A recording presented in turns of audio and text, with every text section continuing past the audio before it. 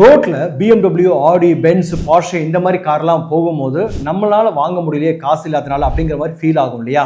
ஆனா இனிமேல் நம்ம அது மாதிரி ஃபீல் பண்ண வேண்டாம். ஏன்னா நம்மளால முழு கார் வாங்குறதுக்கு தான் நம்ம கிட்ட பைசா இருக்காது. ஆனா ஃபிராக்ஷன் ஆஃப் கார் வாங்கலாம் இல்லையா? ஃபிராக்ஷனல் ஓனர்ஷிப் அப்படிங்கிறது என்னன்னா, ஒரு காரை 12 ஓனர்ஸ்க்கு டிவைட் பண்ணிடுவாங்க. ஒரு ஷேரையும் ஒரு டோக்கனா செல் பண்ணுவாங்க. ஸோ பர் இயருக்கு 30 நாளைக்கு அந்த கார் உங்களோடது. இந்த மாதிரி நம்ம ஃபிராக்ஷன் ஆஃப் ஓனர்ஷிப்ல வாங்கும்போது என்ன அட்வான்டேஜ்னா, நம்மளுக்கு ஆசைப்பட்ட அந்த ட்ரீம் காரும் நம்ம வாங்கின மாதிரி ஆச்சு. ஃபுல்லாக வாங்கிட்டு நம்ம அதை யூஸ் பண்ணாமல் இருந்தால் அதுவும் நம்மளுக்கு கஷ்டமாக இருக்கும். அவ்வளோ லக்ஸுரியான கார் அவ்வளோ விலை கொடுத்து வாங்கி நம்ம யூஸ் பண்ணலன்னா அதுவும் வேஸ்ட்டாக தானே கிடக்கும். அது ஒரு டிப்ரிஷியேட்டிங் அசெட் இல்லையா? ப்ரோரேட்டா அப்படிங்கிற கம்பெனி தான் ஃபர்ஸ்ட் டைம் இந்தியாவில் இந்த மாதிரியான கான்செப்டை லான்ச் பண்ணியிருக்காங்க. ஷார்க் டேங்க் இந்தியாவில் கூட வந்திருக்காங்க. நீங்கள் இந்த மாதிரி லக்ஸுரி கார்ஸ் மட்டும் நீங்கள் போகாமல் அவங்க இதை தவிர நிறைய கார்ஸும் வச்சிருக்காங்க. அதை கூட நீங்கள் ஃபிராக்ஷனல் ஓனர்ஷிப் மூலமாக நீங்கள் பை பண்ணிக்கலாம்.